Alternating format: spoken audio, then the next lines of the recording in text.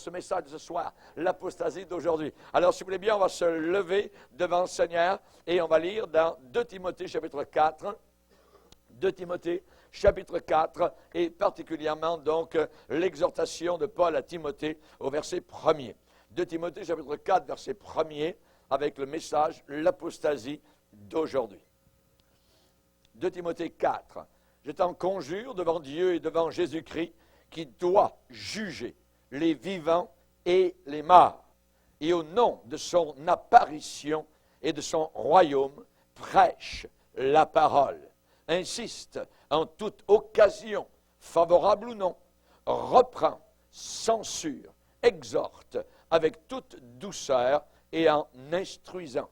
Car il viendra un temps, une époque, où les hommes ne supporteront pas la saine doctrine, mais ayant la démangeaison d'entendre des choses agréables, ils se donneront une foule de docteurs selon leur propre désir, détourneront l'oreille de la vérité et se tourneront vers les fables.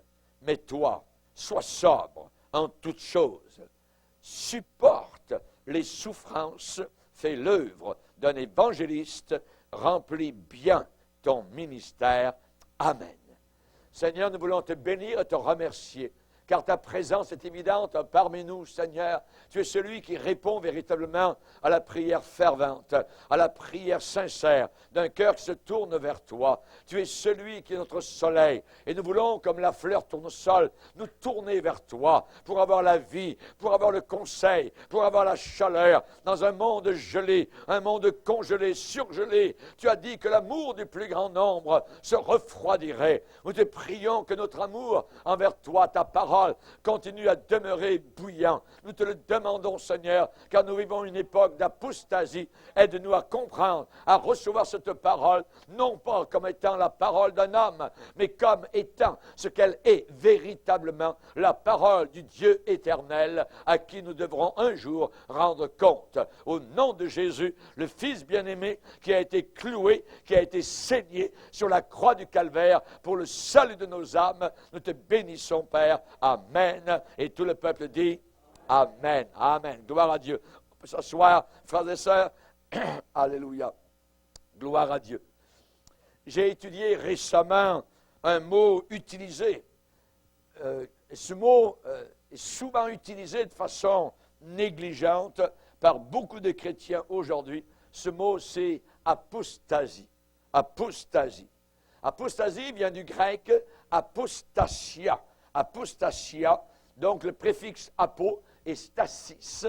Donc, qu'est-ce que ça veut dire? Eh bien, ce mot apostasie est dérivé de 2 mots grecs. Apo, le préfixe, et stasis, qui veut dire se tenir loin d'un état de départ. Stasis, l'état, la base. Apo, loin de.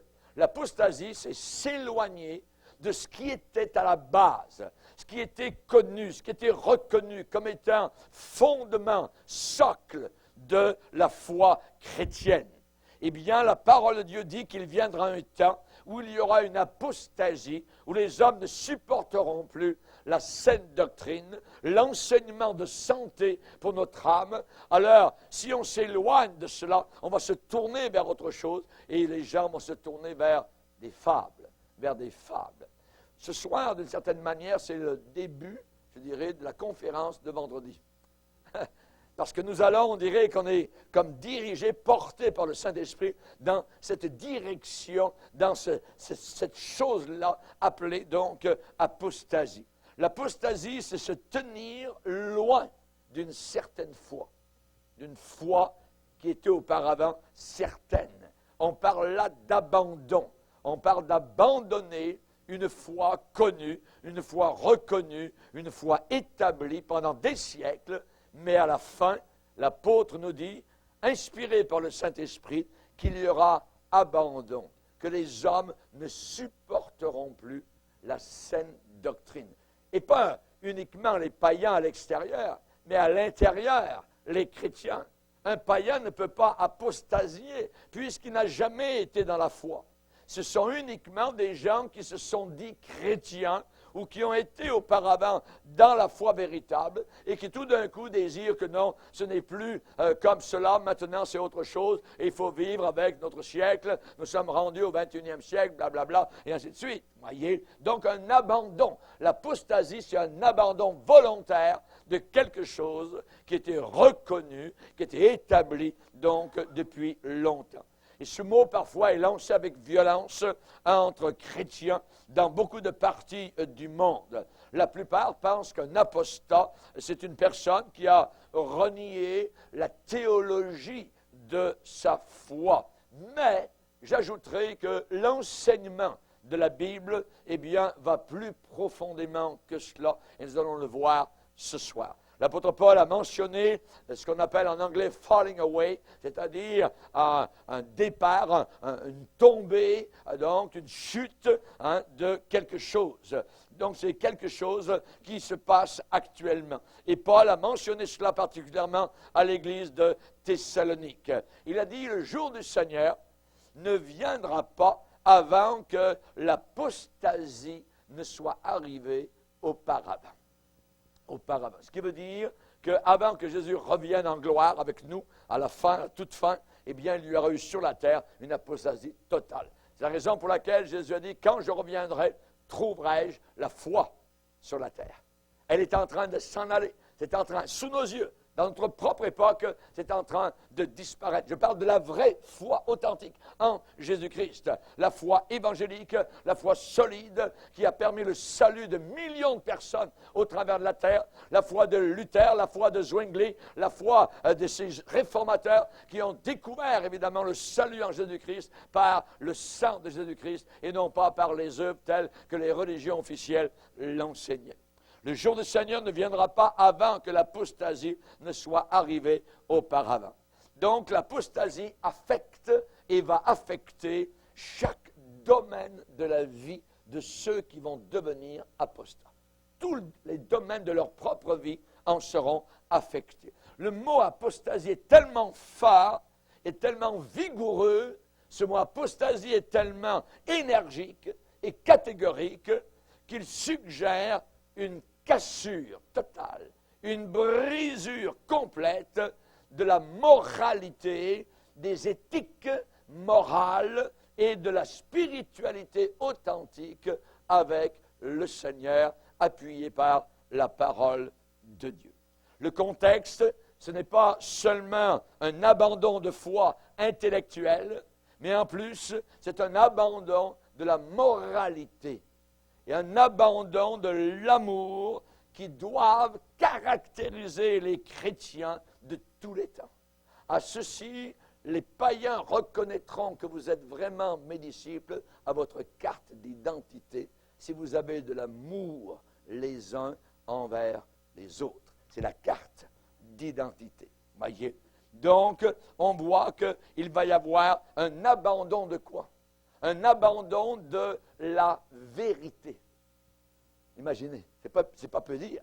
Abandonner ce qui est vrai pour se tourner vers des fables, vers des faussetés, vers des erreurs, vers des inventions, vers des imaginations totalement humaines et religieuses, contraires à ce que Jésus-Christ et les apôtres nous ont enseigné depuis des siècles. Jésus n'a-t-il pas dit l'amour du plus grand nombre? Voyez, la majorité se refroidira. L'amour du plus grand nombre se refroidira. Donc, qu'est-ce qu'il va vous dire? Il n'a pas parlé des païens. Ils n'ont pas d'amour. Il n'y a pas d'amour dans le monde. Voyez? Mais il a parlé du lieu où devrait se trouver l'amour authentique qui est dans l'Église de Jésus-Christ. Eh bien, la plupart, la majorité, l'amour du plus grand nombre se refroidira. Donc, ce que vous voyez autour de vous, ce que vous entendez, ce qui se passe dans le monde, autour de vous, dans les églises évangéliques, ainsi de suite, voyez, des gens qui sont totalement éberlués par rapport à ce qui est en train d'arriver dans certains milieux supposément chrétiens, eh bien, c'est ce qui a été prédit. L'amour du plus grand nombre se refroidira. Et on voit, quand le mot abandon est employé dans la Bible, dans 1 Timothée, on peut aller regarder dans 1 Timothée chapitre 4, L'apôtre Paul parle de la même chose, mais d'une autre manière. Et il va dire, mais l'Esprit, le Saint-Esprit, 1 Timothée chapitre 4, verset 1er, mais l'Esprit dit expressément que dans les derniers temps, à la fin des jours, et nous y sommes, dans les derniers temps, quelques-uns abandonneront la foi biblique, pour s'attacher à des esprits séducteurs. Il y a des doctrines. Quand il y a le mot doctrine, ça veut dire l'enseignement de didasco en grec, qui veut dire enseigner, des doctrines de démons. Doctrines de démons. Voyez? Donc, ils vont se détacher de la foi biblique, abandonnent de la foi biblique, pour s'attacher à des esprits séducteurs. On parle ici de puissance diabolique, des doctrines de démons. On parle de démons. Le mot est là, démon. Voyez? Des démons qui enseignent. Comment? Par le biais, par le médium de l'hypocrisie de faux docteurs qui portent la marque de la flétrissure dans leur propre conscience, prescrivant particulièrement de ne pas se marier. Beaucoup d'autres choses, mais vie en concubinage, il n'y a pas de problème, on s'aime, tout ça, et on va partir en appartement ensemble, tout ça. Ça, c'est une doctrine de démon. C'est un enseignement de démons. Tous les jeunes gens, les couples que nous voyons autour de nous et qui vivent ensemble dans l'état de concubinage, ont obéi, sont soumis à des démons. C'est ce que la Bible dit. Et je le crois de tout mon cœur. Voyez. Donc, il est dit, le Saint-Esprit dit expressément, donc beaucoup abandonneront la foi. Donc, un abandon. Dans 2 Timothée 4, on a lu tout à l'heure, il viendra un temps où les hommes donc ne supporteront plus la saine doctrine et il y en a des démangeaison d'entendre des choses agréables. Se donneront une foule de docteurs, des enseignants, tout ça, avec des diplômes, théologie, tout ce que vous voulez, hein, et ils détourneront l'oreille de quoi? De la vérité. De la vérité. Donc, on se tourne directement vers le monde de mensonge. On se tourne directement vers le diable, qui est le père du mensonge. Hein, on parle ici de turn away. Vont se détourner donc de la vérité pour se tourner vers des fables, des contes, des histoires à dormir debout. Voyez? Hein? Voilà, c'est ça, exactement. Et on voit que l'apôtre Paul parle d'oreilles qui ne veulent plus, qui ne voudront plus entendre la vérité. Pourquoi? Parce qu'ils aiment tellement leur convoitise, ils aiment tellement leur immoralité, qu'ils ne veulent plus entendre parler du mot péché. Ils ne veulent plus, évidemment, de prédicateurs qui les reprennent, qui leur indiquent la voie de Dieu, parce que tout vrai prédicateur est sous mandat de Dieu et a, évidemment, donc, le devoir d'avertir ces gens qui descendent dans l'enfer éternel, mais, évidemment, les gens, la plupart, dit la Bible, ne voudront pas écouter. On sait que dans 2 Timothée 3, l'apôtre Paul fait la liste des péchés dans lesquels tombent ces gens qui se détournent. Paul va dire, sache Timothée que dans les derniers jours, plusieurs abandonneront la foi. Abandonneront la foi. Voyez. Pourquoi? Parce qu'à la fin, il y aura aussi des temps difficiles. Des temps difficiles parce que les hommes seront égoïstes. Égoïste, ça veut dire, en anglais, c'est le lovers of themselves. Ils vont s'aimer eux-mêmes. Un égoïste, il s'aime soi-même. Aime-toi toi-même. Vous avez entendu ça déjà, à cet enseignement. C'est l'égoïsme. C'est de l'égoïsme, voyez. Seront amoureux d'eux-mêmes. Seront aussi amoureux de l'argent. Amoureux de l'argent, voyez. Cupides. Ils apprendront toujours, mais n'arriveront jamais à la connaissance de la vérité. Ils seront déloyaux. Une façade qui semble correcte, mais derrière ça, c'est de la déloyauté, c'est du mensonge, c'est de l'hypocrisie. Ils seront comme ça à la fin des temps. Ils auront l'apparence, le vernis de la piété authentique, mais ils en renieront ce qui en fait la force, c'est-à-dire s'éloigner du mal, du péché, évidemment, donc, et du désordre. Quelle image, aujourd'hui, de milliers de chrétiens qui professent aujourd'hui être chrétiens, qui disent uniquement qu'ils sont chrétiens, mais ils ont perdu déjà leur puissance avec Dieu. Ils ont perdu, évidemment, leur pouvoir avec le Seigneur. Et Satan est en train de lâcher, de relâcher contre l'Église ces puissances diaboliques qu'il commande.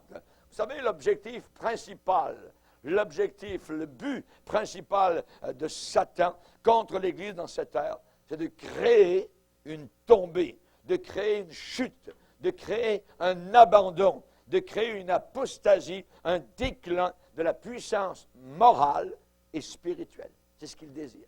Et une Église qui n'a plus de force, une Église qui n'a plus de puissance, une Église qui est désarmée, qui n'a plus d'armes, l'ennemi rentre à pleine porte et il a la victoire. Et vous pouvez avoir un Akab qui prêche la parole de Dieu, vous pouvez avoir un impie qui est en avant, un pasteur qui n'est même pas sauvé, vous pouvez avoir un homosexuel qui prêche la parole de Dieu. C'est abominable.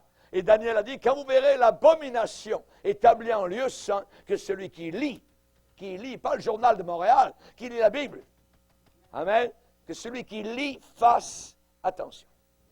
Watch out. Fais attention. On est arrivé dans une époque, évidemment, très dangereuse. Très dangereuse. Nous allons parler ce soir de 3 sortes d'apostasie accomplies par Satan. Tout d'abord, l'apostasie morale. L'apostasie morale. Jean l'apôtre nous a enseigné en disant, le monde entier gît dans le sein du diable.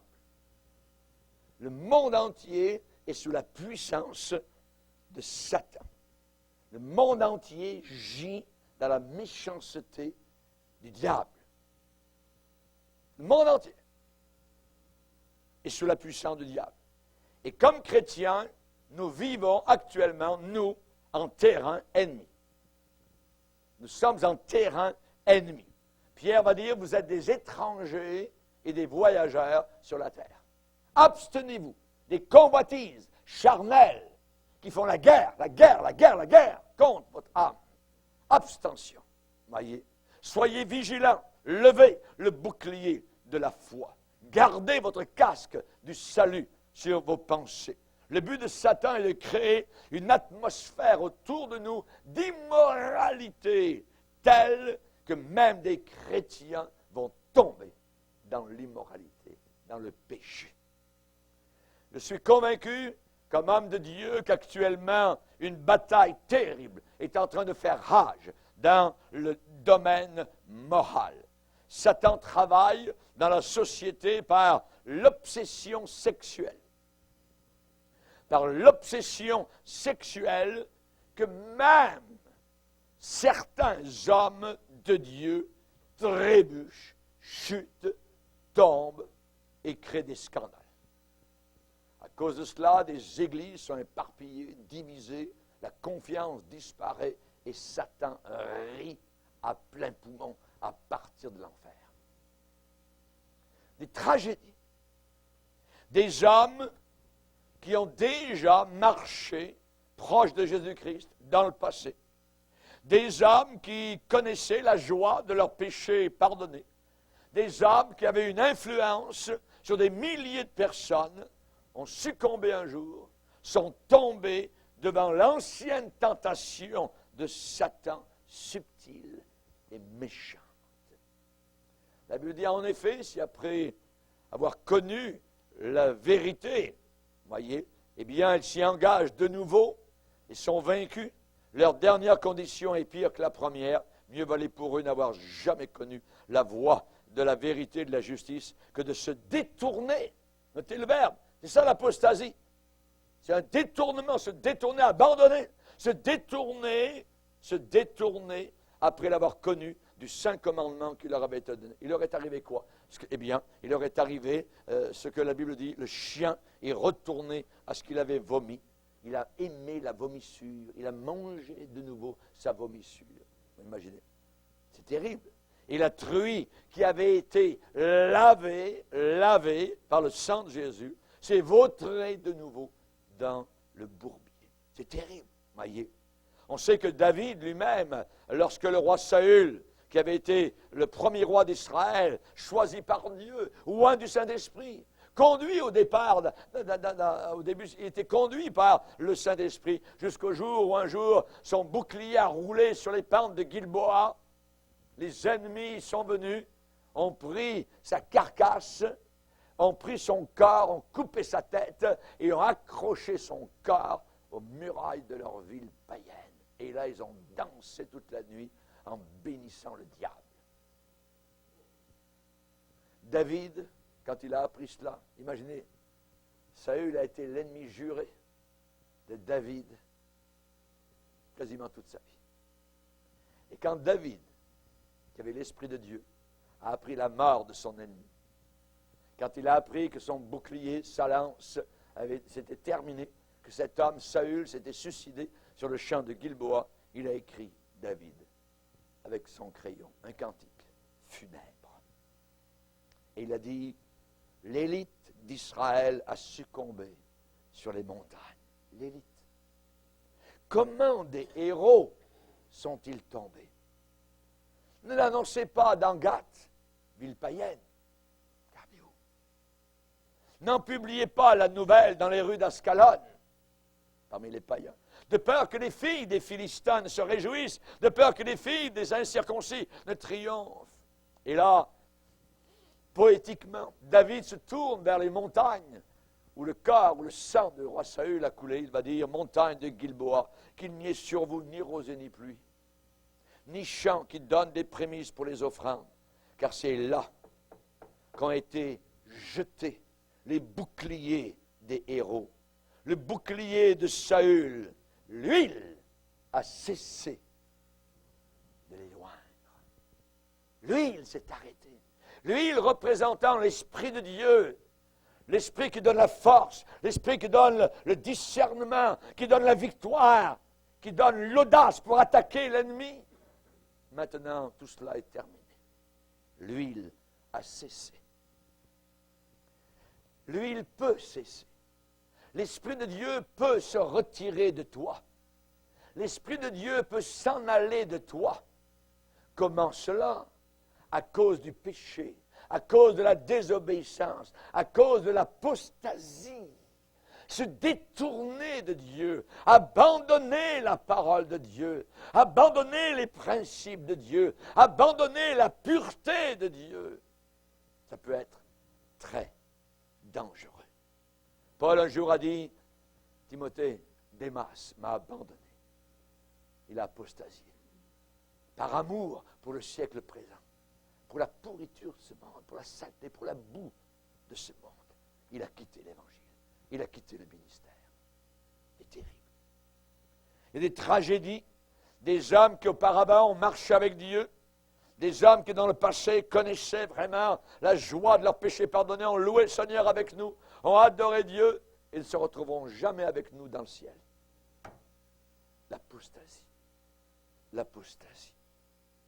Avec mon épouse, nous apprenons parfois régulièrement les nouvelles de défection morale de chrétiens ou d'hommes de Dieu qui se sont abandonnés à ces terribles pressions de Satan, sont devenus des apostats moraux. Des apostats moraux. Nous avons connu une fille de pasteur qui était à l'époque très connue au Canada, qui aimait le Seigneur, un homme rempli de Dieu, et sa fille jouait du piano dans l'église. Jusqu'au jour où nous avons appris, cette fille-là est partie avec une autre fille de l'église vivre en lesbienne. C'est abominable. Des choses que jamais on n'aurait pensé puissent arriver. Voilà. L'apostasie morale. Oui. Beaucoup de ceux qui tombent dans l'apostasie, quand sont les victimes, peuvent garder leur orthodoxie, je dirais, théologique. Nous avons là affaire à une apostasie de vie. Non pas une apostasie de croyance, mais une apostasie de vie. Leur doctrine est encore bonne. Ce qu'ils croient est bon, mais ils ne le vivent plus. Ils ne vivent plus. Ils croient les bonnes choses, mais leur vie parle bien plus que leur bouche. Les enseignants religieux du temps d'Ésaïe ont été dénoncés par le prophète. Et Dieu a dit, ce peuple m'honore des lèvres, mais leur cœur est loin de moi. L'apostasie. Pouvoir dire, Seigneur, je t'aime, mais ensuite vivre avec le diable. Manger à la table du Seigneur le dimanche et se nourrir des poubelles et des vomissures de diable durant la semaine. C'est une apostasie morale. Ce sont des apostats.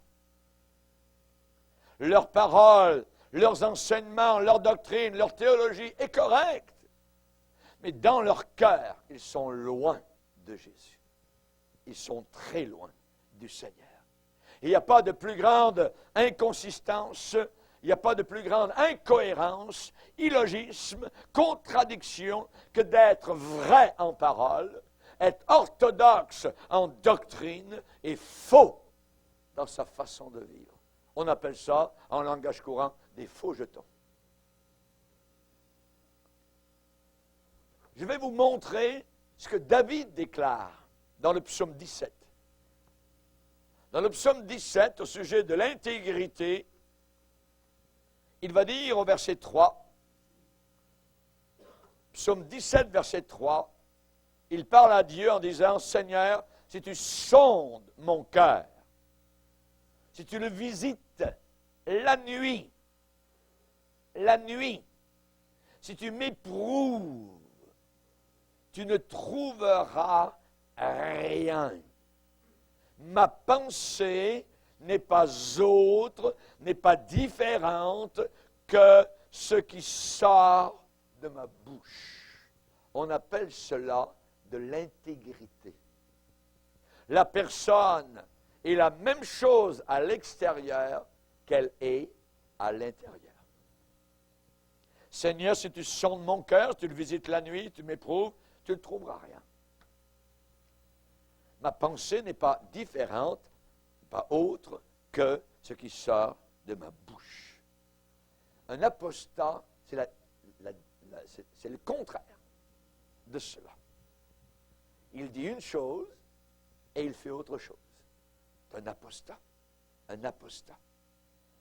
Chers amis, le monde croit autour de nous qu'un enseignement, qu'une doctrine ne vaut pas plus que le caractère de celui qui l'annonce. On ne dit pas uniquement « c'est vrai », on dit « comment il vit celui qui annonce cette doctrine, cet évangile? C'est quoi sa vie? Qu'est-ce qu'il fait? Comment il vit? Est-ce qu'il voyage avec sa secrétaire? Est-ce qu'il est dans le même motel qu'une femme de l'Église? Comment il vit? Est-ce qu'il paye ses impôts? C'est quoi sa vie? On ne regarde pas premièrement ce qu'il dit, ce qu'il enseigne. On regarde sa vie. Le monde ne croit pas, je répète, il ne croit pas qu'une doctrine vaut plus que le caractère de ceux qui l'enseignent. Avoir une vie double, être double-minded, voyez, est très dangereux vis-à-vis du Seigneur. Qu'une telle personne ne s'imagine pas qu'elle recevra quoi que ce soit de la part du Seigneur. C'est une personne instable, irrésolue, tout ça, qui a une vie double et qui marche donc à deux sons de tambour. Le chrétien ne marche qu'à un seul son de tambour, le tambour du Seigneur, le tambour de Jésus, le tambour d'une vie crucifiée, d'une vie séparée d'avec le monde. Et l'Église autour de nous, on va en parler à la grande conférence qui va avoir lieu sur les stratagèmes du diable vendredi prochain. On va voir justement comment l'Église apostate d'aujourd'hui, parce qu'il y a toute une Église apostate de milliers de personnes qui pensent qu'ils vont aller au ciel et ils descendent tous en enfer.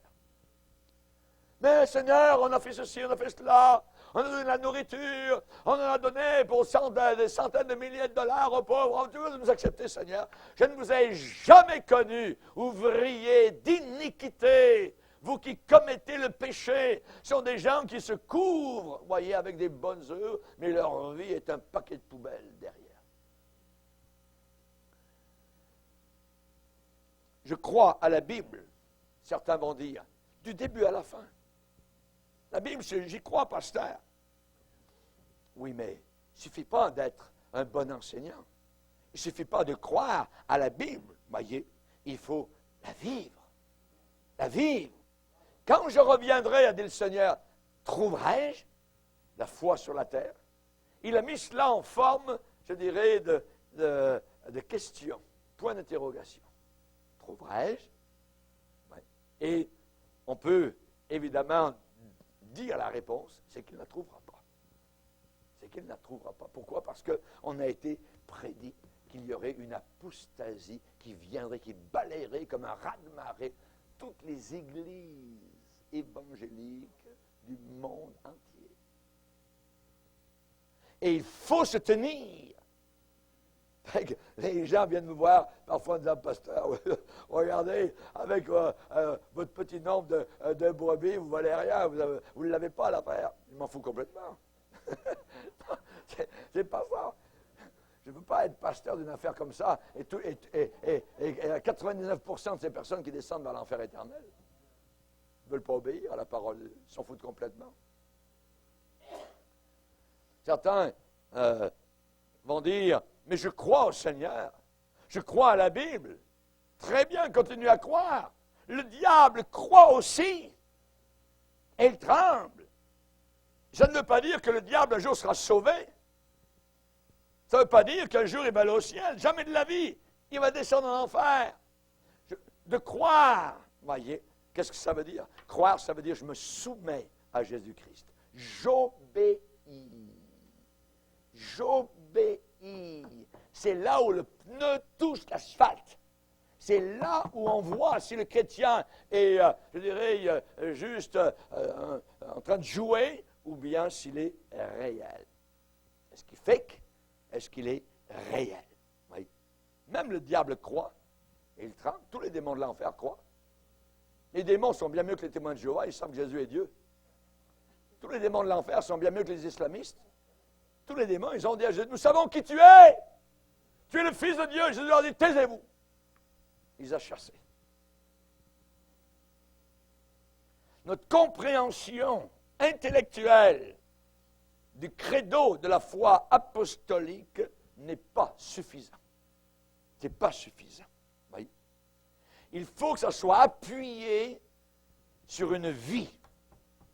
Une vie qui démontre que ce que je crois, c'est du réel, c'est de l'authentique, ce n'est pas du toc. Oui. C'est du réel. Vous avez vu ces foyers? L'autre jour, on était allé faire du patin avec nos petits-enfants. On était à Saint-Hyacinthe. Et dans le chalet pour les patineurs, il y a une grande cheminée et il y a des flammes. Je dirais, c'est très, très beau. Et vous demandez, est-ce que c'est du réel? Vous avancez pour voir, vous aimeriez comme toucher. Parce qu'aujourd'hui, ils font des choses qui... L'imitation, c'est quasiment parfait. Mais aujourd'hui, dans l'Église de Dieu, il y a une imitation quasiment parfaite d'un chrétien qui marche avec Dieu, qui aime Dieu, tout ça, puis se pavane, ah ouais, tout ça, que Dieu te bénisse, tout ça. Mais en réalité, la vie derrière, c'est complètement différent. 1. Apostasie morale. 2. Apostasie doctrinale. Là, on touche à la doctrine qui maintenant commence à être sapée. Le diable, il prend la hache et commence à couper l'arbre de la doctrine qui nous a soutenus pendant plus de 20 siècles. Et le diable attaque la doctrine. L'Esprit dit expressément que dans les derniers temps, plusieurs abandonneront la foi pour s'attacher à des esprits séducteurs, des esprits de séduction par l'hypocrisie. L'hypocrisie. Vous voyez, ça vient du grec. Hein, un hypocritas, c'est un comédien dans le monde gréco-romain. Un comédien, vous savez, il y a beaucoup de théâtre romain et grec en Grèce, dans les pays où les Romains ont régné, tout ça. Et les acteurs, on les appelait hypocritos. Un hypocritos, c'est celui qui jouait en avant devant la foule, tout ça. Il y a des gens qui jouent devant leurs frères et sœurs chrétiens. Un jeu. Jésus les a appelés des hypocrites, des comédiens. Ce sont uniquement des comédiens. Et là, on parle maintenant d'apostasie non plus morale, mais apostasie doctrinale. Dans beaucoup d'endroits dans la parole de Dieu, on nous enseigne qu'il y aura un abandon doctrinal. Abandonneront la foi biblique, l'enseignement de la Bible, la doctrine de la Bible. Et particulièrement, c'est un signe, ce sera un signe, c'est un signe maintenant actuellement, que nous vivons dans les derniers jours et que le retour de Jésus est proche. Quand vous verrez cela, relevez la tête, votre délivrance approche. votre délivrance approche. Alléluia, gloire au Seigneur. Un leader supposément chrétien, américain, a annoncé qu'il ne croit plus en un Dieu personnel. Tout d'un coup, quelqu'un de très connu, tout ça, il dit, non, ça n'existe pas un Dieu personnel. Un autre va dire, je ne crois plus en un Christ historique. Un autre théologien va annoncer en disant, c'est les pires les théologiens, hein, il va annoncer en disant, Dieu est mort. Mais un jour, on a dit que cet homme était décédé. Son enterrement avait vraiment eu lieu, mais Dieu est encore là vivant. Mais il a fait une découverte merveilleuse que Dieu était mort. Certains disent aujourd'hui, il n'y a plus d'enfer. Ça n'existe pas l'enfer. Vous voyez? C'est Jésus qui nous a enseigné. Évite ce lieu. Il a dit même, c'est mieux d'arracher ton œil, vous voyez, que d'avoir les deux yeux descendre au fond de l'enfer. Il a montré, évidemment, donc, la convoitise, faire attention. Il ne nous a pas demandé de nous mutiler, mais il a montré comment c'est vraiment dangereux, donc, ce domaine-là, pour, évidemment, donc, notre éternité. Et on sait qu'aujourd'hui, le doute et la confusion envahissent beaucoup d'écoles bibliques, hein, de séminaires, de pupitres, de chaires de prédication. Dans beaucoup d'écoles bibliques, on veut follement les diplômes. On veut le diplôme, on veut l'érudition, on veut sacrifier même l'enseignement biblique simple sur l'autel d'une soi-disant érudition. Beaucoup aujourd'hui de jeunes qui ont fait un enseignement de base de la parole de Dieu, ils veulent aller à l'université théologique pour avoir un diplôme de PhD en théologie, ainsi de suite, et ils vont au pied de faux apôtres, souvent des théologiens catholiques, donc ils ne connaissent même pas le salut, pour avoir leur papier, et ensuite arriver dans l'église en disant « Hey, moi j'ai un PhD, je suis un docteur, ainsi de suite, et voyons donc, qu'est-ce qu'on s'en fout, voyez? Il y a beaucoup aujourd'hui de personnes qui rentrent dans des instituts bibliques remplis du feu de l'esprit. Ils veulent apprendre, connaître, ils veulent vraiment se parfaire dans la connaissance de la parole de Dieu. Et quand ils ressortent, 2 ans, 3 ans plus tard, 4 ans plus tard, ils sont complètement par terre. Ils doutent absolument donc de tout dans la parole de Dieu. Ceux qui les ont enseignés leur ont dit que les jours de la Bible ne sont pas des jours de 24 heures. Ce sont des périodes, des millions d'années. Ils deviennent des darwinistes, voyez. Et ça prend tout pour quasiment qu'ils ne croient pas qu'on descend d'un petit singe quelque part. Voyez. C'est abominable. C'est abominable.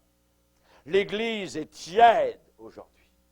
Elle est tiède, voyez. Et la Bible avertit que le temps va venir où l'Église ne supportera plus la saine doctrine. La saine doctrine. Dans la parole de Dieu, dans l'Apocalypse, il y a 7 églises qui sont mentionnées et ça représente les églises de tous les temps. Et Laodicée est la dernière des 7. La dernière à la toute fin, donc, des 7 églises. Et il y a un jugement qui est prononcé sur cette église. Et écoutez ce que Jésus a à dire à cette église dans Apocalypse chapitre 3, verset 15. Apocalypse 3, verset 15. Votre dernier livre de la Bible, où le Seigneur va dire, je connais tes œuvres, je sais que tu n'es ni froid ni bouillant. Puisses-tu être froid ou bouillant ainsi parce que tu es tiède et que tu n'es ni froid ni bouillant, je te vomirai de ma bouche. Ne pensez pas que ces gens-là vont passer l'éternité avec Jésus au ciel. Il vient de les vomir. Il vient de les vomir.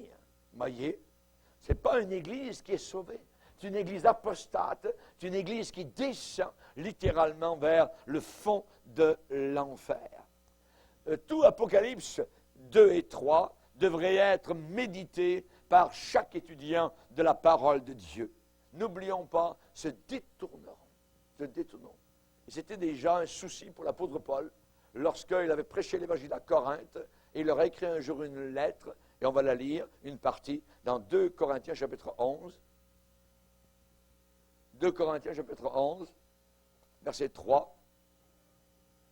2 Corinthiens 11, verset 3. Toutefois, de même que le serpent, qui est Satan, qui est le diable, de même que le serpent séduisit Ève par sa ruse, je crains que vos pensées ne se corrompent et ne se détournent de la simplicité à l'égard de Christ. Car si quelqu'un vient vous prêcher un autre Jésus que celui que nous avons prêché, ou si vous recevez un autre esprit que celui que vous avez reçu, ou un autre évangile que celui que vous avez embrassé, vous le supportez fort bien. Ils ont avalé l'hameçon, l'appât, la ligne, tout, à Corinthe. Vous le supportez fort bien. On parle ici d'un autre Jésus. On parle ici d'un autre esprit. On parle ici d'un autre évangile. Et Paul va écrire aux Galates, si quelqu'un vous prêche un autre évangile que celui que nous vous avons prêché, qu'il soit maudit, qu'il soit anathème. C'est terrible. L'Église apostate peut avaler et avale un autre évangile, un autre Jésus, un autre Christ. Oui. Vous savez que dans le Nouvel Âge, il y a une puissance christique. Vous voyez, un autre Christ. Ils en ont un Messie à leur manière, oui. Mais il n'a pas de trou dans les mains ni dans les pieds. Et en plus, c'est un personnage aveugle. Le nôtre, il a des deux yeux bien ouverts, vous voyez, et ses yeux sont comme des yeux de flamme. Alléluia. Nous avons besoin, évidemment, donc, de la vérité.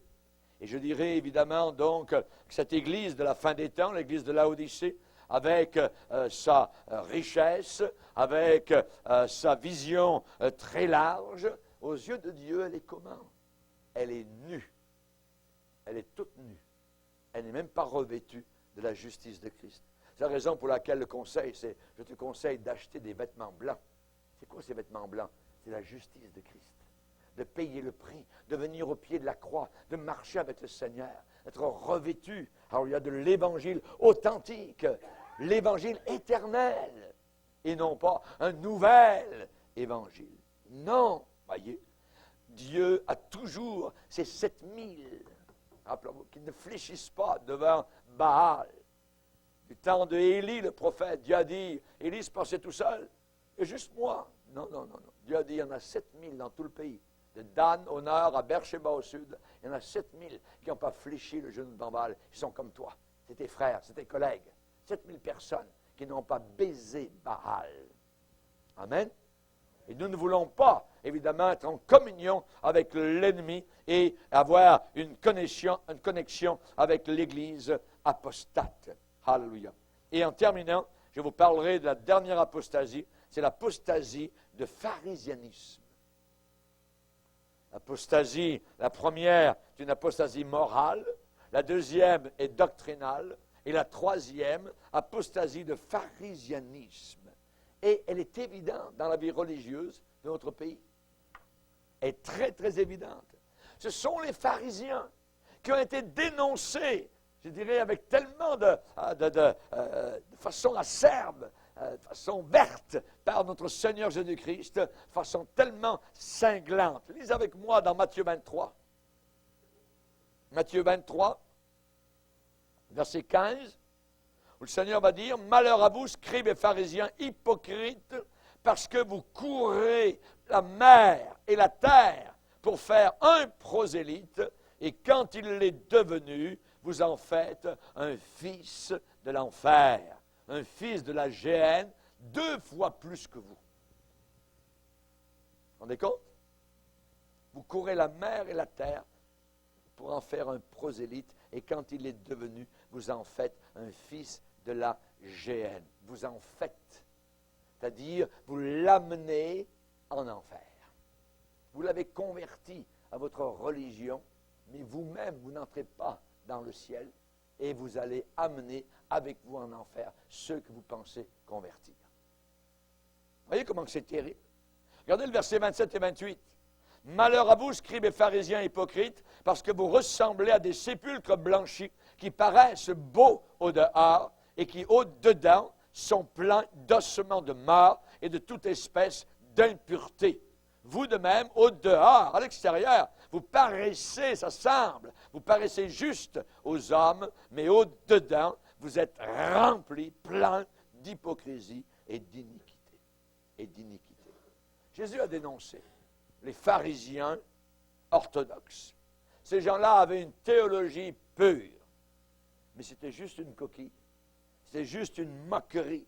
Ils étaient devenus endurcis, froids, vicieux, vengeurs, et sont eux qui ont planifié l'exécution de notre Seigneur Jésus-Christ. Des gens religieux, quel autant! Alléluia, gloire à Dieu, Dieu je t'aime, mais en même temps je veux tuer ce prophète qui s'appelle Jésus de Nazareth.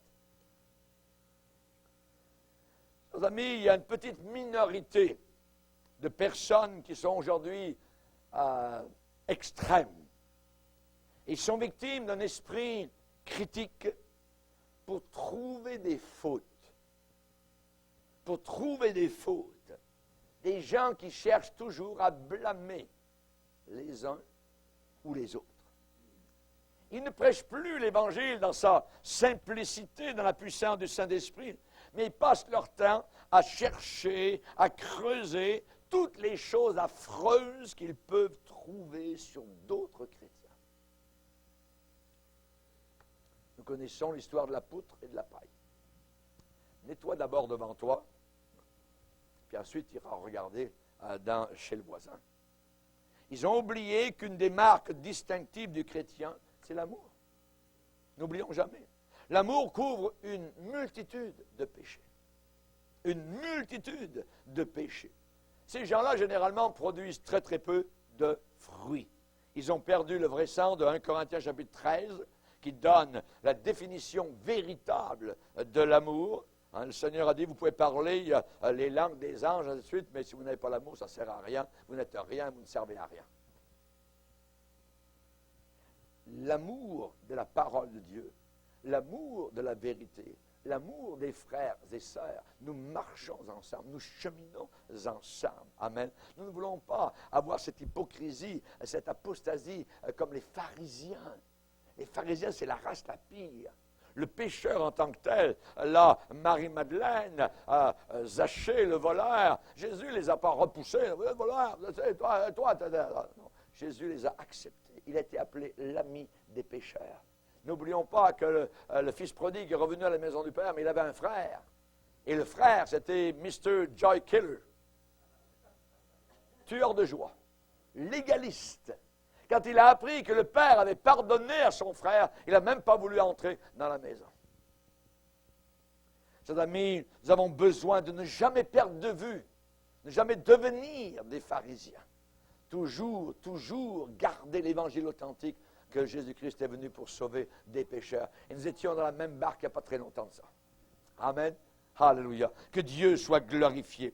La Bible dit, si vous vous mordez, si vous vous mordez et vous dévorez les uns les autres, prenez garde que vous ne soyez détruits les uns par les autres. L'ennemi est à l'œuvre.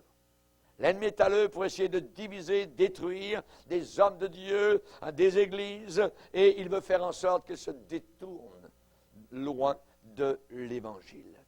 Le diable se réjouit quand il voit des chrétiens en train de se disputer, se quereller, se battre, ainsi de suite. Voyez, ma prière chaque jour, c'est d'une certaine manière, Dieu protège mon cœur de l'amertume, protège mon cœur des dissensions, protège mon cœur des chamailles.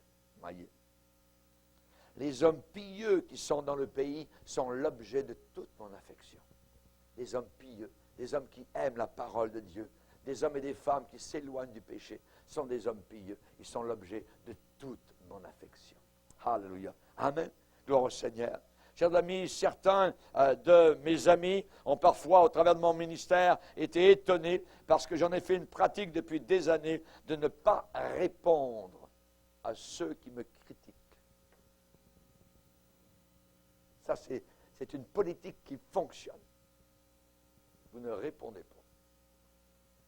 Vous continuez dans votre joie, vous continuez dans votre ministère, vous continuez dans votre chemin. Le diable, il aimerait ça, hein, comme on va. Vous voyez? Non, on continue. Combat, le bon combat de la foi. Saisis la vie éternelle. N'oubliez pas, ils détourneront l'oreille de la vérité. Se tourneront vers des fables. À la fin de sa vie, Paul pouvait dire, j'ai combattu le bon combat. J'ai achevé la course. J'ai gardé la foi. Il faut être bouillant à la fin des temps. On peut être bouillant par l'Esprit de Dieu. Ne pas se laisser embarrasser à côté, à droite, à gauche. Continuer dans la course. Amen. On a le diable qui nous tire d'un côté. Un autre diable vient par là. Voyez, il va dire, regarde le mort, regarde la foire aux vanités, regarde. Non, nous regardons la nouvelle Jérusalem. J'ai déjà vu là-bas, au loin, les lueurs de ma ville. Alléluia. Alléluia, je combats le bon combat. J'ai un casque, j'ai une épée, j'ai un bouclier, j'ai une cuirasse. Je suis en guerre. Amen. Je suis en guerre. Chers amis, mon travail, notre travail, c'est de prêcher Jésus-Christ crucifié. C'est là le message. Paul l'apôtre a dit à Timothée au travers de toute l'apostasie, prêche la parole. Insiste. En toute occasion. Qu'elle soit favorable ou pas, c'est pas grave. Insiste. Si tu reçois une porte par la face, c'est pas grave. Voyez, continue. Continue. Voyez. Moi, j'ai déjà connu l'histoire du porte-à-porte. Voyez. Parce qu'il y avait 2 portes dans la maison, puis le gars m'a poursuivi derrière, puis il m'a envoyé, il a ouvert une porte, il m'a envoyé en bas de l'escalier, il a couru derrière moi dans l'escalier, il a ouvert la 2e porte, et il m'a jeté sur le banc de neige. Je m'en rappellerai toute ma vie. Voyez. Et j'avais besoin d'une parole de Dieu cette journée-là. Et ma Bible était quelque part, mes lunettes étaient ailleurs, tout ça. J'étais complètement bouleversé. J'ai dit, Seigneur, j'ai besoin vraiment d'une parole. Et j'ai ouvert la Bible. Hein, j'ai enlevé un peu la neige qui était là. J'ai dit, Seigneur, parle-moi, j'ai vraiment besoin que tu me parles. Voyez. Et je suis arrivé là sur cette parole. Bien-aimés, ne soyez pas surpris comme d'une chose étrange qui vous arrive, de la fournaise. Seigneur a un sens d'humour. Alléluia. Une chose étrange qui vous arrive, la fournaise qui est au milieu de vous pour vous éprouver. Réjouissez-vous au contraire de la part que vous avez aux souffrances de Christ. Amen. Alléluia. Gloire au Seigneur. Nous on ne va pas apostasier. Amen. On va continuer à servir le Seigneur. On veut rester fidèle, quel qu'en soit le prix. Amen. On veut rester attaché au Seigneur. Nous ne falsifions pas la parole de Dieu. Nous la gardons telle qu'elle est. Amen. Le travail du diable, c'est nous éloigner de l'Évangile, nous détourner, nous faire tomber, nous resterons debout. Amen. Ceux-ci s'appuient sur leurs chars, ceux-là s'appuient sur leurs chevaux. Nous invoquons le nom de l'Éternel. Eux, ils plient et ils tombent. Nous resterons debout. Amen. Gloire au Seigneur. Il y a des gens qui veulent juste tomber dans l'église. Aujourd'hui, on a vu des églises, on dirait un champ de mort, on dirait un cimetière. Ils sont tous là, ils sont tous par terre, puis là, supposément, ils sont dans le repos de l'esprit. La folie totale. Voyez, non, ne croyez jamais ça. Hein. Lorsque le Seigneur est venu vers Ézéchiel, il lui a dit, Ézéchiel, parce qu'Ézéchiel a dit son témoignage, il dit, l'Esprit entra en moi et me fit tenir debout sur mes 2 pieds. Amen. Restez debout sur vos 2 pieds. Alléluia. Restez debout dans la bataille de la fin des temps. Vous serez protégés, vous serez gardés. Et le Seigneur a promis de nous garder. Il gardera ton départ et il gardera ton arrivée. Amen. Alléluia. Gloire à Dieu. Seigneur, nous te bénissons, te glorifions pour ta parole puissante et merveilleuse. Tu es là pour nous soutenir, tu es là pour nous encourager, tu es là pour nous garder de l'apostasie prédite à la fin des temps, Seigneur. Alléluia, nous voulons rester bouillants en toi. Garde-nous, Seigneur Jésus, alléluia, de toute immoralité. Garde-nous des pièges de l'ennemi, Seigneur. Nous avons un grand ouvrage à exécuter, Seigneur, et nous voulons continuer à rester les mains sur la charrue, Seigneur, en ne regardant pas à l'arrière, mais en regardant vers l'avant. Merci, Seigneur, pour ton amour et ta grâce. Au nom de Jésus, Amen. Et tout le peuple dit Amen. Gloire à Dieu.